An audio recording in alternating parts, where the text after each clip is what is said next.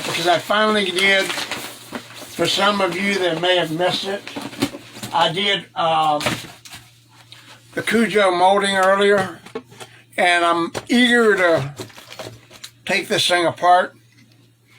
So what I'm going to do is bring you guys over here real quick. Put you down on the table right here, and we're going to demold this thing. I got the foam already pushed in here. It's already been molded. A little bit came out on the top. It's fine. And I'm just going to take these nuts and bolts off of here.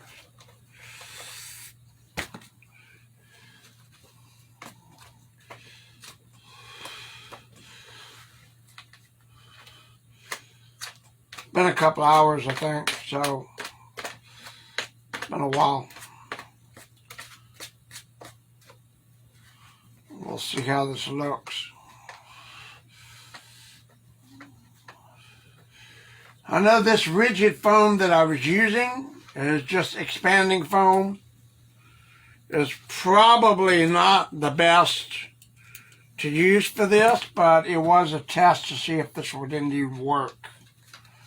And that's exactly what I wanted to do, was test and find out by pouring exactly what amount I needed, and it was exactly the perfect amount needed for this. So what we're going to do is crack this puppy open to see how it looks, see how well it comes out. I took a couple of things here. I may need to unloosen this with a belt. Now, the one thing I didn't do that's common practice in taxidermy was to use on the backer boards. I didn't use I didn't drill a hole as a pressure release. However, I did put clamp down on one side. It didn't clamp down as well as it did on the other, so it is raised, but that's not a problem. When we get this thing undone, try to figure out what it looks like, if it looks as well as I hope it does. I can adjust that. That's not a problem. If I have to take the whole thing off and then sink it down inside the form, that'll be okay. Because I've done that. I did that with the bear, with the original bear form I used for this to make it. And that's the whole thing there, that, you know, if it comes off a little bit, fine, just take it off, sink it in there.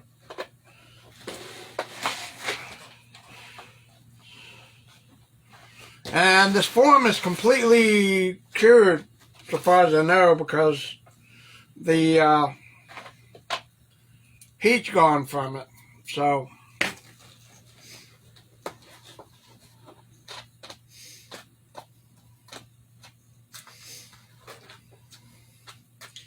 I was surprised that the seam on this thing was done so well, that I did such a good job with it, that it didn't leak as much as I thought it was going to, which is really, really nice.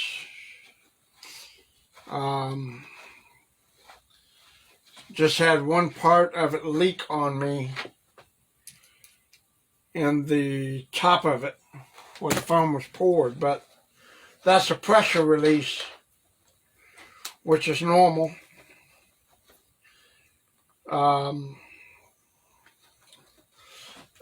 So what we'll do now,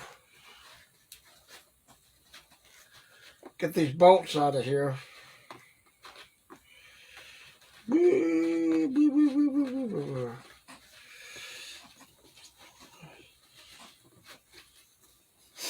So this foam is usually cured within 50 minutes.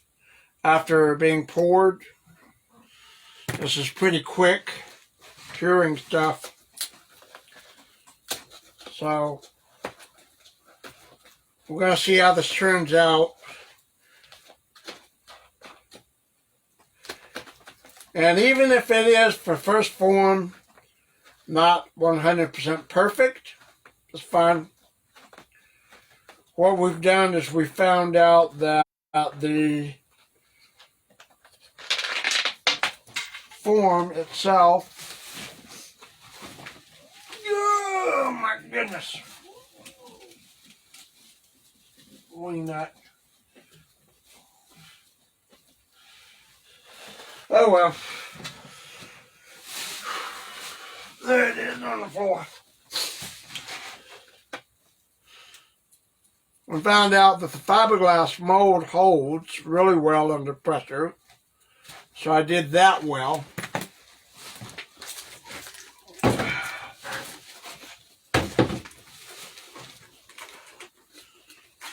So we've got that. We found out that the exact amount that I used, that was suggested by my friend Rick Carter, is the exact amount used for a standard deer form. It was perfect. So that came out well.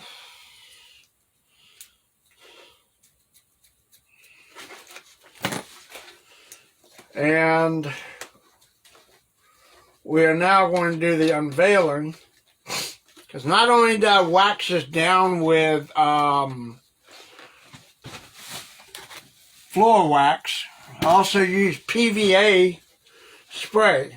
And that right there was the kicker, that I was told by another friend, Joe Schultz, to use PVA spray for a better release.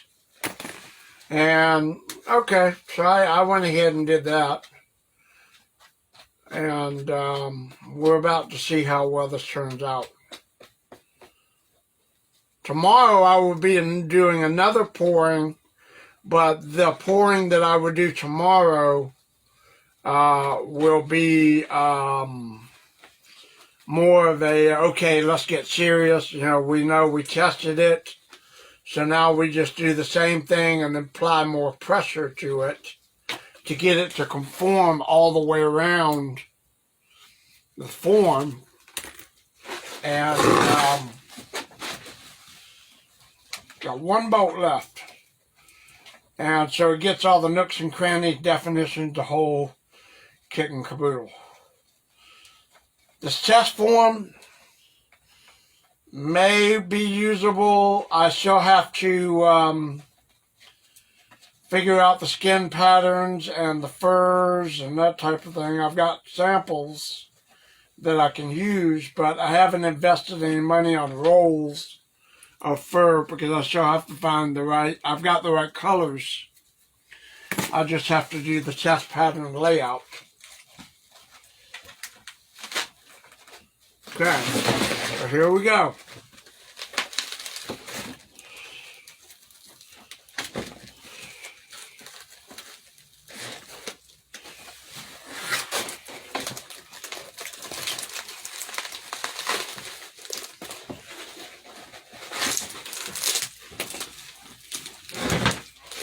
Hey, one side pops right off.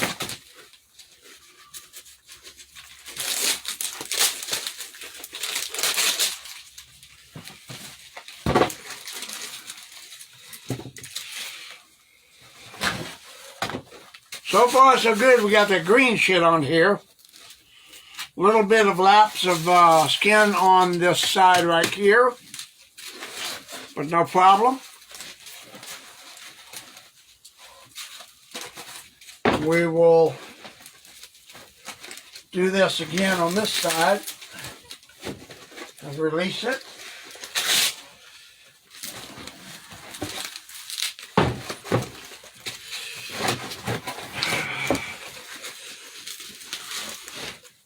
Pull it up and all the way around.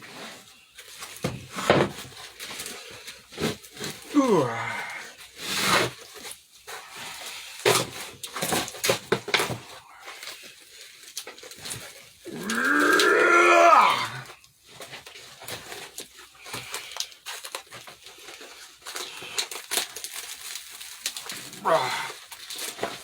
So this is where it's going to get sticky and not want to cooperate. You got to have some halt strength for some of the stuff, I imagine. And there we go. Not perfect. Like I said, not perfect. It needs to be cleaned up, shimmed up a little bit. But this is the base for the Cujo dog. Foam form. First one I have ever made myself in my entire life. First one. Skin it out. Perfect. Let's clean this up a little bit. Got the skin thing, so I'll go get some more foam tomorrow and do another one. Then I've got this nose here that I made in resin, which all I've got to do is cap this off right here where the nose will go. Shape that out.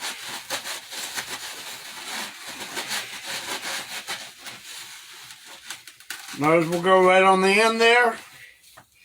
Boom, we're in business. So, the first foam form done. All this is layered over with fur. So, not too shabby. I don't think it was too badly done. We'll hang on the wall like so. Right at about that angle. Right there. So, all we gotta do is just get some fur. Came out really well. And just do a fur layover. And we'll see how this turns out. Probably gonna do another one rather than use this one. I'll use this as a test for fur layering and stuff, but I do want to get a more perfect form to use and have. But pretty much perfect. As far as it comes out, it's a dog. Perfectly formed, shaped, everything. So, a little bit of cleanup. We're ready to go. Okay. Appreciate you guys watching. Thank you so much.